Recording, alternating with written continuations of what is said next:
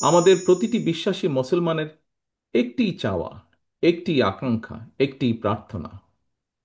রব্বানা আতেনা ফিদ দুনিয়া হাসানাতান ওয়া ফিল আখিরাতি হাসানাতান ওয়া কিনা আযাবান নার।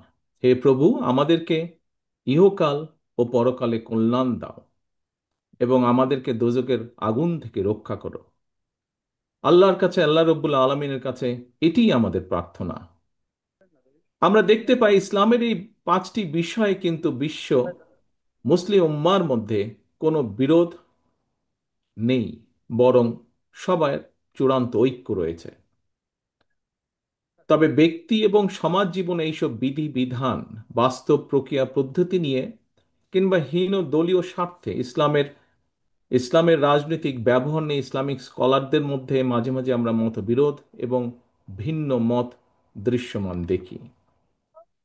একটি রাজনৈতিক দল হিসাবে বিএনপি মনে করে আল্লাহর উপরে পূর্ণ আস্থা ও বিশ্বাস এবং মহানবীর শান এবং মান সমুন্নত রেখে ইসলাম নিয়ে গবেষণায় নিঃসন্দেহে কোনো বাধা নেই।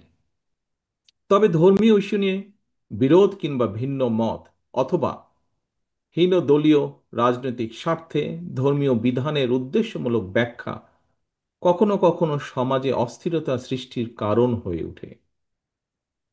সম্মানিত উপস্থিতিবৃন্দ, এক্ষেত্রে ইসলামী মূল্যবোধে বিশ্বাসী একটি রাজনৈতিক দল হিসাবে বিএনপি মনে করে ইসলামের বিধিবিধান নিয়ে মতবিরোধ বা ভিন্নমত যাতে রাষ্ট্র এবং সমাজে ফিতনা সৃষ্টি কিংবা বিশ্বাসী সাধারণ মুসলমানদের মধ্যে অনৈক্যের সৃষ্টির কারণ না হয়, এ বিষয়ে নিশ্চিত করতে নেতৃস্থানীয় ওলেমা মাশায়েখ, ইমাম খতিবগণ যোগ্য উল্লেখযোগ্য ভূমিকা রাখতে পারেন। সম্মানিত ওলেমা মাশায়েখ বৃন্দ, ইসলামী মূল্যবোধের আলোকে বিএনপি এমন একটি কল্যাণমূলক সমাজ, সরকার এবং রাষ্ট্র ব্যবস্থার পক্ষে যে রাষ্ট্র ও সমাজে মুসলমানগণ নিঃসংকোচে কোরআন সুন্নাহর অনুযায়ী নিজেদের জীবন পরিচালনা করতে সক্ষম হবেন, নির্ভয়ে নিরাপদে এবাদত বন্দিগি করতে পারবেন। একইভাবে অন্য ধর্মের মানুষেরাও নিরাপদে নিশ্চিন্তে যার যার ধর্ম ও সংস্কৃতি পালন করতে সক্ষম হবে। সম্মানিত উপস্থিতিবৃন্দ, বিএনপি কখনোই ইসলামের মূলনীতি কিংবা মৌলিক বিশ্বাসের সঙ্গে আপোষ করেনি, ইনশাল্লাহ ভবিষ্যতেও করবে না।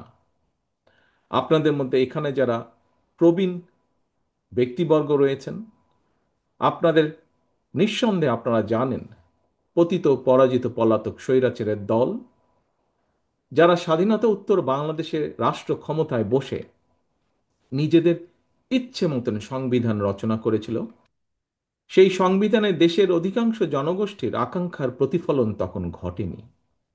পরবর্তীতে বাংলাদেশের স্বাধীনতার ঘোষক বিএনপির প্রতিষ্ঠাতা শহীদ রাষ্ট্রপতি জিয়াউর রহমান রাষ্ট্র পরিচালনার দায়িত্ব পাবার পর সংবিধানে বিসমিল্লাহির রহমানির রহিম অন্তর্ভুক্ত করেছিলেন।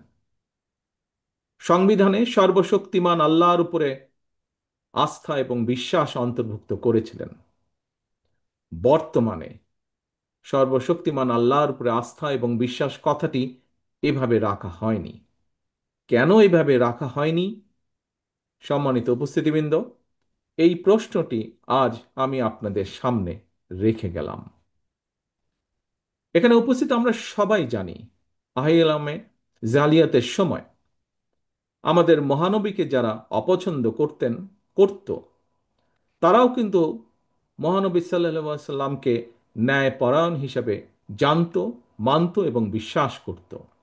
মহানবীর ন্যায়পরায়ণতা নিয়ে মুসলমান অমুসলমান, বিশ্বাসী অবিশ্বাসী কারো মধ্যেই কোনো সংশয় ছিল না। মহানবীর সেই ন্যায়পরায়ণতার আদর্শ সমুন্নত রেখে রাষ্ট্র এবং সরকার পরিচালনায় বিএনপির মূল মন্ত্র হবে ইনশাল্লাহ ন্যায়পরায়ণতা।